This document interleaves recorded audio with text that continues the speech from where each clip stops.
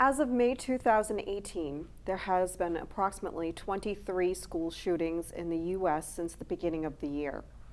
Understandably, the people of Easton are concerned for their students' safety. Gary Sullivan, the Easton police chief, is an advocate for an SRO program and was quoted in saying that as long as we have the funding, we have every intent on having a school resource officer within every school. What are your thoughts on having a single armed school resource officer within every school? We'll start with Lisha. Okay. So there are a couple of different things, a couple of different positions I think that we're referring to here. We also are advocates of the SRO program. I have 20 years of experience in an urban setting, and at that time, long ago, we had several school resource officers. So I actually have a great deal of experience working with the program. It's a very specific program. It's a proactive program. And the point of the program is to create relationships with students, to potentially provide professional development. In some cases, they've taught classes, been part of the community. Mostly in high schools, to create a very collegial relationship between students and police officers. We have a school resource officer, or had a school resource officer. I'm not even sure where that stands for next year, to be honest with you. And unfortunately, the model that was set up was that we shared, due to financial reasons, shared the school resource officer with Southeastern Vocational. So 50% of the officer's time was spent at that vocational school, and 50% of his time was for our 6 schools. So as you can imagine, it's very difficult for one person, 3 days one week and 2 days another week, to be in 6 schools. And it's very difficult for that to have the proactive relationship building intent of the SRO program. Because of that, and because we are trying to address what we feel are security issues and stemming in many cases from mental health concerns, we felt that using the money for that half of the school resource officer was better spent on the mental health approach. As a school system, it's our belief, it's our belief that our responsibility is the education piece. With that said, I think that what most people are concerned about is having literally an armed officer in the building for protection. That isn't the intent of the SRO program. It's obviously a byproduct of that.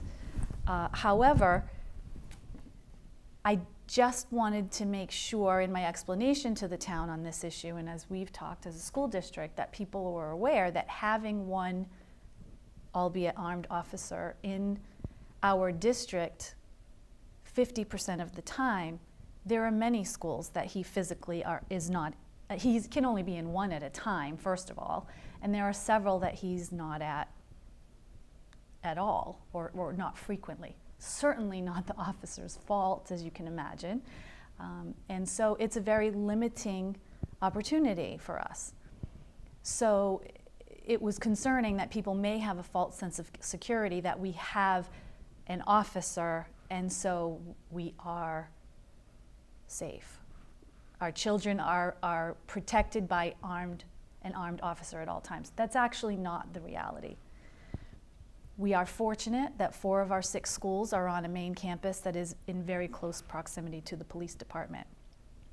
And so we feel as though there is that closeness that an officer could respond to one of our schools if necessary, if heaven forbid there were some kind of a tragedy. And so again, for all of those reasons, we felt that our responsibility is for the education piece, which an SRO is. It is meant for education and outreach. The other position I think that people are talking about, as I mentioned earlier, is having an armed officer in the building. And we believe that that is a police request and a police issue. We certainly support our police department. We have great respect for our chief. We work with him frequently and feel like as though we are like-minded on many issues, including the SRO issue. We do support having an SRO. We as far as having armed officers in the building as security, we have enough confidence in our police department that we would defer to their judgment on that. If they feel as though our students and ourselves, we're in the buildings as well, and of course the students are of our utmost concern. Their security is at the forefront of our thoughts constantly. And if the police department feels that officers should be in the building, we would absolutely welcome them. But again, we believe that that is a police department budget issue.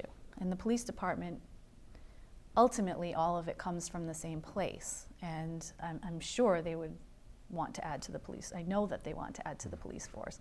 It's just not available in funding at this time.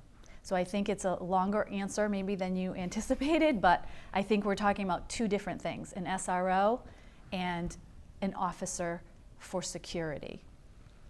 We see them as different positions. Maybe you could explain to me more about the confusion between the different positions that people are thinking Sure. of. Like, what does a typical SRO officer do at a school? It's different in different districts, but largely there's a very strong organization, the School Resource Officers. It's a national organization, so people can actually get more information on it by going online and Googling that. But in my experience and my research and in meeting with SROs, they have very specific training about working with youngsters, about community outreach. Again, I was in an urban district, and so there was very specific education. It will depend on if it's an urban or suburban district or the needs of the district. They're very flexible in that way. But in an urban district, for example, we would have trainings on identifying gang activity or what certain drugs might look like so we can be aware of things, a certain behavior of students, all the way to offering a course on criminal justice, for example, or an elective, perhaps, on a sort of a CSI. Again, it's not just the education of that particular subject matter, but also that while they're teaching that course or while they're running a club or while they're interacting with students, they're creating those relationships that police officers are our friends. They're here to support and help us, and we can turn to them if we have a concern or an issue. And it's to encourage students to feel confident and comfortable reaching out to an officer, as well as other adults in the school, to let them know about things that maybe happen outside of school. From an administrative perspective, they're a valuable liaison to activities that do happen in and around town. We would often call to let an officer know if a situation had happened at school that maybe they want to follow up with outside of school, or a school resource officer would let us know about something significant that may have happened in a student's life over the weekend. Maybe they need some additional support or understanding from the staff or the administration or the support staff. So being a liaison in the community as well. Because of that, they're actually not in our buildings sometimes. They might be out and about in neighborhoods or communities or visiting homes. So that's why I think the community who may not be aware of what an SRO is, because it is an educational component, and they may not be aware with the program, see a police officer. So of course I understand that people would see, well, that's a police officer, they're here for protection. But it's really not the focus of the SRO program. There are officers available for protection, of course, and as I said, that would just be a different perspective or different function, and they would need to be in the building more often, and if we're looking for protection of all of our students, they would need to be in every building. And Wes, how do you feel about this subject? You, as the principal of Oliver Ames, how do you feel about having an armed officer at your school? Well, I think having an SRO, for the very reasons that Dr. Cabral was mentioning in terms of establishing relationships with students and families and being that additional set of eyes and ears in the community for us to communicate to the police about issues of concern for us and vice versa, is very valuable. And the unfortunate piece for our district is we've always struggled financially to have an SRO program that was as vibrant as can be in certain areas where you have that SRO available to teach a course consistently, whereas we've been sharing SROs for a number of years. And so if we were to have a model that was a little bit easier for us to not only just have more of a presence in one school, but also in the other schools, I think we'd have a much different experience with the SRO program. Having an officer in the building, when you mentioned armed, I don't necessarily think of his being armed as the benefit as much as he as a resource officer forging relationships is a bigger concern. Making sure that, as Dr. Cabral pointed out, that our students realize that officer fill in the blank is in the building and he's at lunch, he's in the hallways, he's guest spoke in our classes, and he's a real person, and it's easier for a student who's running into a situation to say, you know, we should probably go talk with the resource officer, because I think students do understand where societal law issues are and school legal issues are, and sometimes they're looking for help. They'll come to us and say, we have this issue, and it's very easy for us to introduce them to the school resource officer and begin the process of getting them involved with some services that the police department can provide.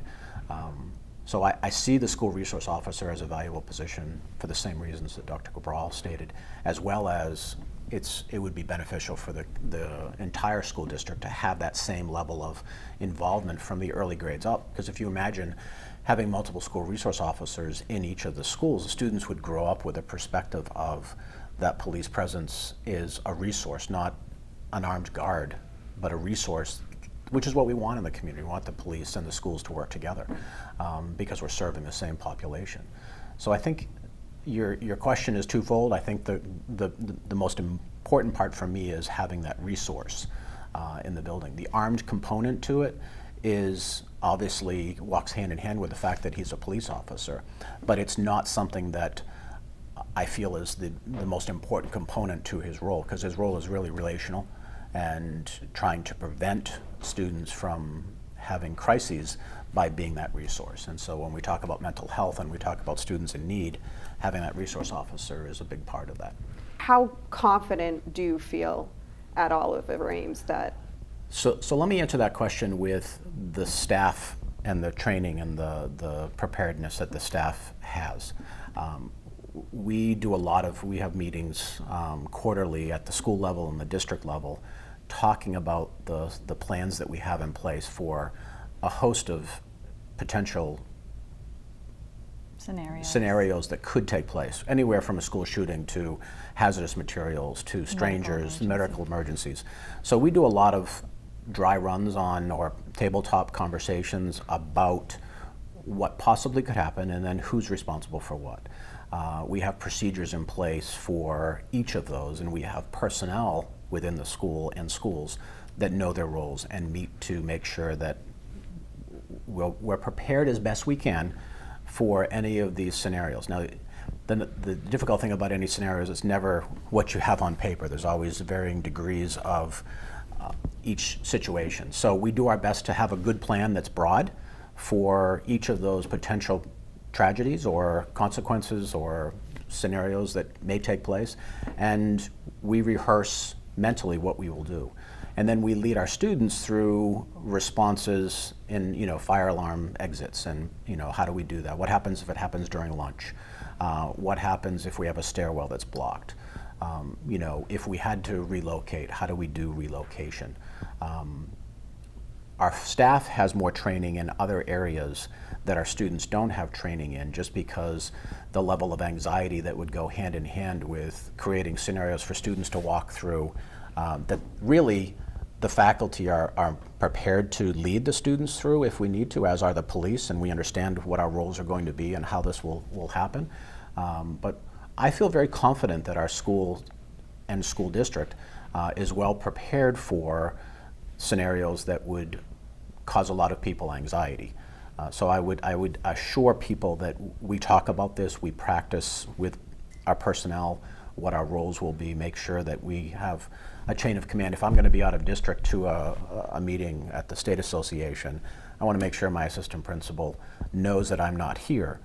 in the event that something takes place, that person's role then changes. So we think about these events that are happening in our country every day, and we make sure that we're providing a safe, nurturing learning environment for our students and our staff, because our staff are nervous. If we weren't preparing our staff for the potential tragedies that could take place, they would feel very uncomfortable coming to work and very confused about, well, what would happen if? So I have faculty meetings, and I give the faculty an index card and say, here's your index card, write a what if scenario.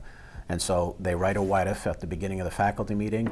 I collect them, and then we pick the one that seems to be probably the most challenging, and we put it up there, and then I put the groups of faculty together and say, okay, they talk it out, talk about what we know we do, and then how does it fit with this, and then report back out in 10 minutes. And they come back, and we have a really good conversation about that scenario that was a question that a faculty member had.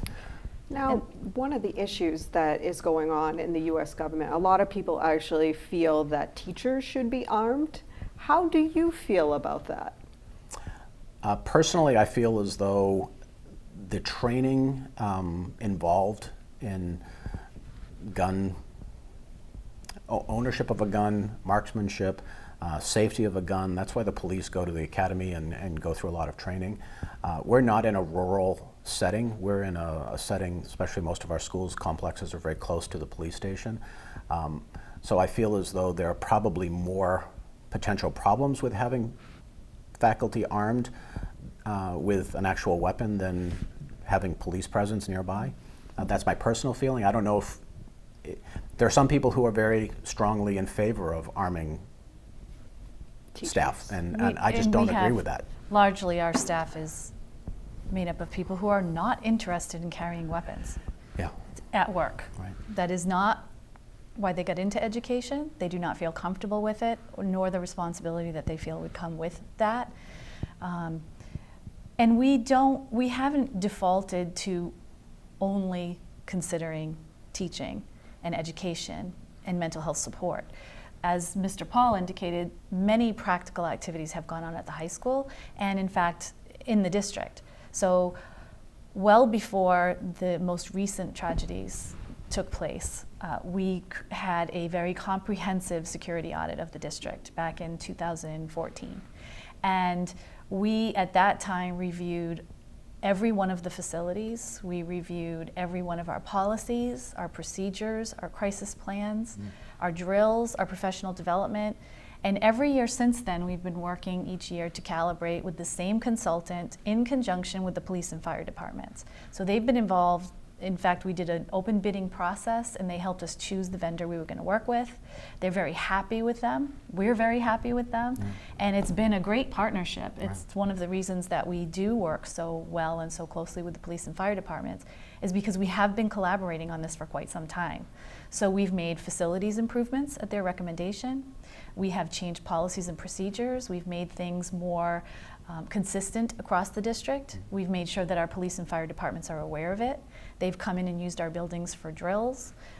The SWAT team in our area has been involved. They actually run the company that we're working with, and so our police and fire are very comfortable with the fact that they would be our secondary and tertiary responders, and they are intimate with our system right now. They helped us develop it. So in terms of speaking with my colleagues across the state as superintendents, we're very, very far ahead of where many districts are right now because we started so long ago and because we did it in such a comprehensive way. With that said, Mr. Paul pointed out, these are uncertain times and we can only do what we are aware we can do. We've tapped into what we believe are the strongest professionals and experts in our area. We defer to their judgment. We have done every recommendation that's brought forward to us, and we continue our training amongst the staff and the administration with the police and fire departments regularly. We feel confident we're doing everything we can at this time and consistently looking at what we can do to increase the efficiency of our system. It's at the forefront of our thinking, regardless of what is unfortunately transpiring in the news. We think about this all of the time, not certain times of the year. And so I think people should feel confident in the fact that we do have our eyes on this. We are very well aware of their concerns. We share them, and we are working hard to make sure that our physical structures, our procedures, policies, and our understandings amongst staff are very up-to-date, consistent, and strong. And I think that that's really the best that we can offer. And I'll throw this kind of just talking about the history of our preparedness as a district. It hasn't been a knee-jerk reaction. I think back to, I started here in early April of 1999, and April vacation of that year was when Columbine took place. So I'm a principal for 3 weeks and Columbine takes place. And I think that that event really did shape a lot of my understanding of school security and safety. Pretty early on, the state association created a panel of principals called the Principals Emergency Response Team, which was called PERT, just in the event that something like Columbine happened. And so as a result, I got to get training from principals that were from schools where shootings had taken place back in 2000. So this really has been something that we have been talking about for many years. And the last few years, we've done a really good job of making sure not just the high school, but all of the schools are speaking the same language, that the police department understands what our procedures are, and that they have plans for our buildings and understand our relocation routes and locations. And it's every couple of months there's something that comes across my desk that's a refresher or an experiential conversation with a principal that's been through something, where I'll sign up to do an online course with just to listen, because you can get some valuable information to bring back to the district and being prepared. And I think that's the key, is just trying to be prepared for scenarios that may take place.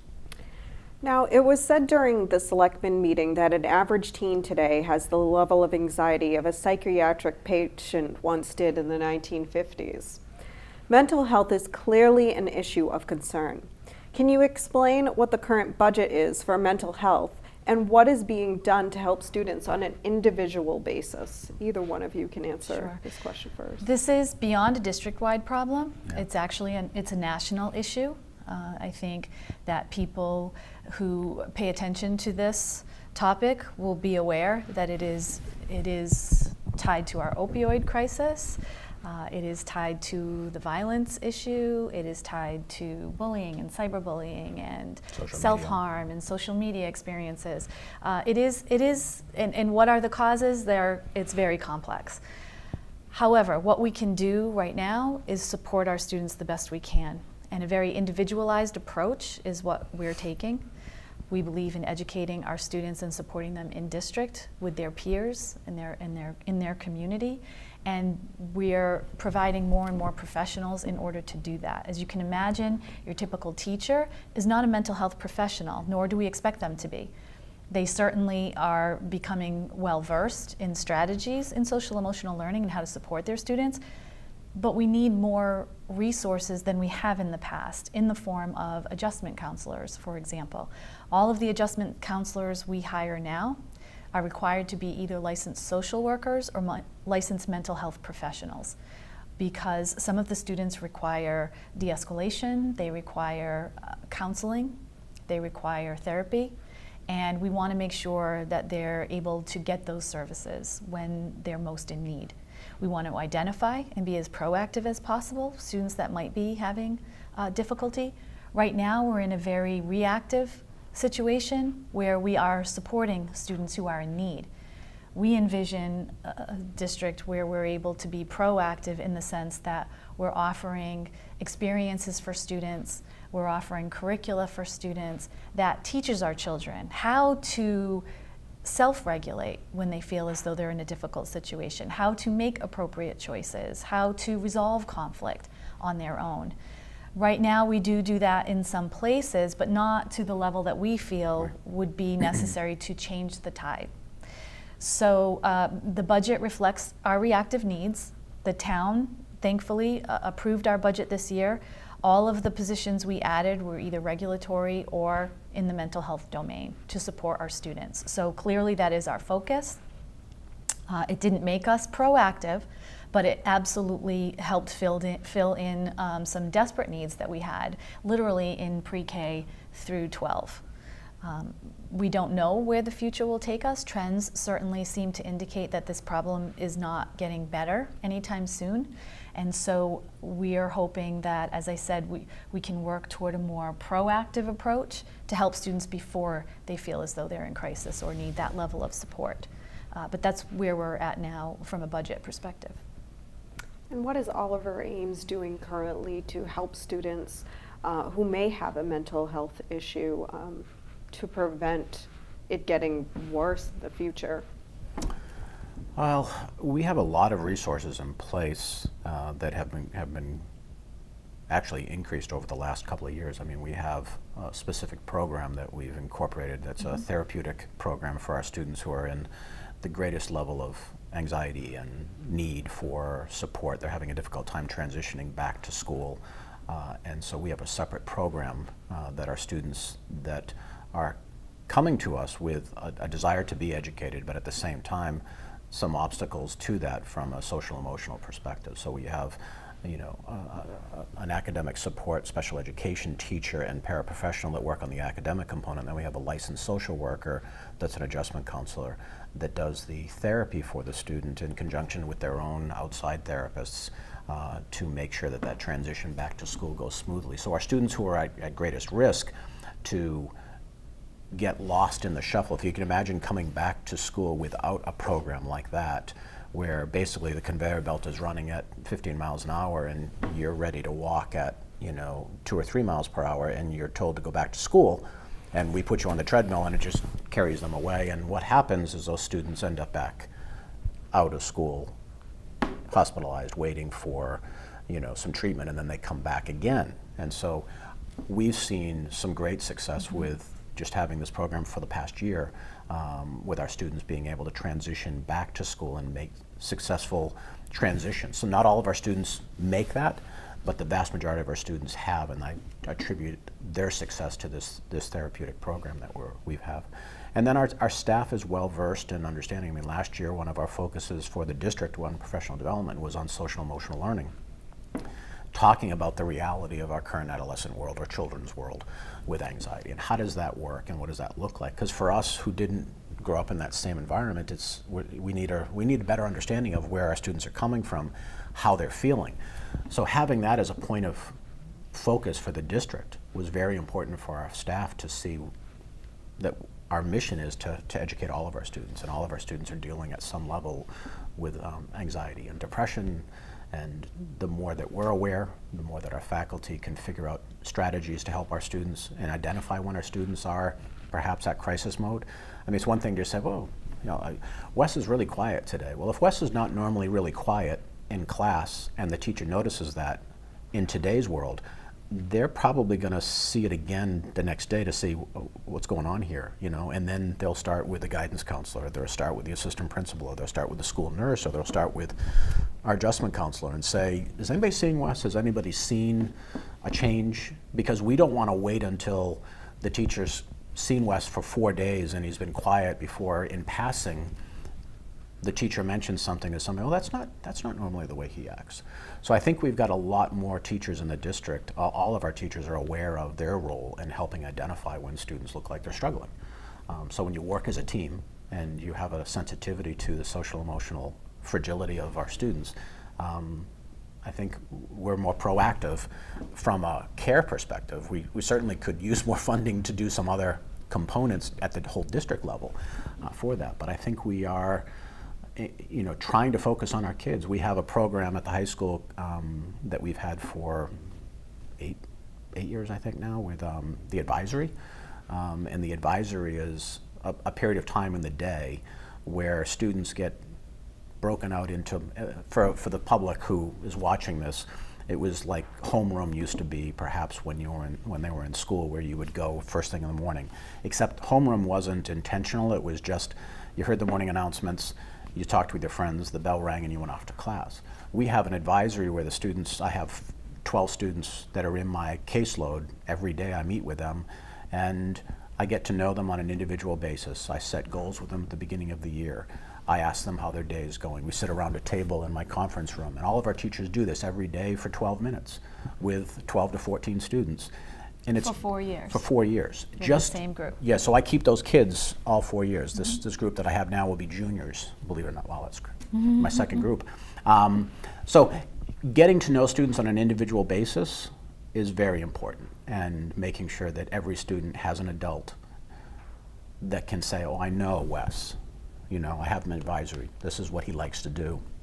These are the things he does outside of school, so that we make sure that our students have one adult at least. In most cases, there are many adults who know that student well enough to answer a question if a parent said, does anyone know my child? Yes, yeah, and we know what makes him or her tick. And it gives the child a trusted adult to turn to Right. if they feel that they need some support. Poor mental health is often blamed for the school shootings. However, one may still argue that regardless of how much is invested into this program, that it's nearly impossible to reach every student. Do you agree with that statement? Our goal is to reach every student. Yeah, I was going to say, it would be pretty hard to That's say what we do. agree with that. Yeah. Yeah, no, Yeah, every kid's reachable, and we don't give up on anybody. we meet them where they're at and take them to their fullest potential. That's the goal every day, Yeah. in every way. Yeah, and if we can't meet their needs in the school, we find other outside agencies that we will partner with to meet their needs. And the biggest help that the families and the public can do is communicate with us and communicate with the police about concerns about someone. Just like I said, the teachers in days past may have not seen the importance potentially of immediately identifying a change in behavior with a student and let it go on for a while. I think sometimes when we're oblivious to somebody acting a certain way that maybe gives you pause and says, maybe something's wrong there. You know, I would never refuse a phone call for somebody, you know, from somebody asking me to take a look at, or they're concerned about something that they've seen. We really do follow up on everything that we get from parents and from family members on students. So it's important for us to be a community, work together. And what are some of the signs you would say to watch out for a student that isn't feeling well or acting, you know, the same? What should somebody look for? I think it's different for every child. Basically, it's about knowing the child well enough to know a change in behavior. Change in behavior is huge. Because you could say a child who's quiet, but for another child, it would mean that they're more extroverted. Right.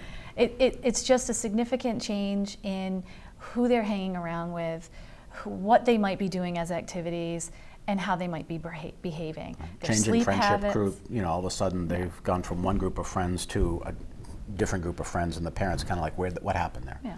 Well, let us know that too, you know, because we may not be as aware early on. So Children are constantly developing and evolving, so of course there will be a lot of changes that are just normal child development.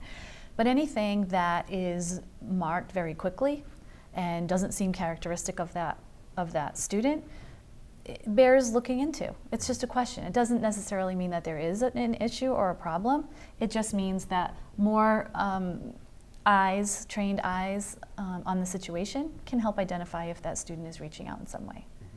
So would you personally say that investing in mental health is more important than investing in a armed resource officer at every single school? I would say that the obligation of the school department is education, and so we would, in our budget, would fund an SRO, and it would fund mental health resources. An armed guard to be in buildings, that would be a function of the police department. We're going to work with the police department for the betterment of our students regardless. But in terms of where funding should come from, police officers are police officers and they belong in the police department. SROs are also police officers. If we're going to work together in a way that provides the education, then that becomes an education function. But to say an armed police officer, to me that indicates security. That's the police department. You've answered all my questions perfectly. Thank you so much for being here. Of course. I think that you've answered a lot of the questions that the people of Easton would be curious about. And if you have any closing thoughts on this matter, feel free to tell me them now. Well, we thank you for the opportunity to have this conversation, and we certainly welcome anyone with further questions to let us know. One of the things that I've recently started are virtual coffees with different topics, and I do plan to have one in the fall about security, so that people, it's difficult for people, especially parents, to leave home at night, maybe when the children have activities or it's bedtime or dinner time. And so I did have 2 so far at the end of last school year where people can virtually connect, sort of like a podcast. So I will be having those if people are interested on topics other than security, but also security. But we welcome feedback all of the time. Email, phone calls, visits. Yeah. We're lonely during the summer. I'm lonely during the summer, so. I'm not lonely during the summer, but you can call Mr. Paul about the high school. The high school is like, we're watching tumbleweeds roll down the street in the summertime. But yeah, if somebody is watching this and they're got a question or concern, this is the best time to reach me and set up a time to come in and talk with me and take a tour of the building and get some questions answered. I certainly don't want the public to feel as though we have anything to hide. Anything that we wouldn't share would be for safety of making sure the information and protocols don't get in the wrong hands. But that is a very good point. There are some elements of our safety plan that, under the direction of the police, fire department, and our security consultant, that we don't share certain information, where we move students and things like that for security issues. But I'm sure that the general public would understand that. Yeah. Well, that's perfect. Okay. Thank you so Thank much. you. Thank you. Thank you.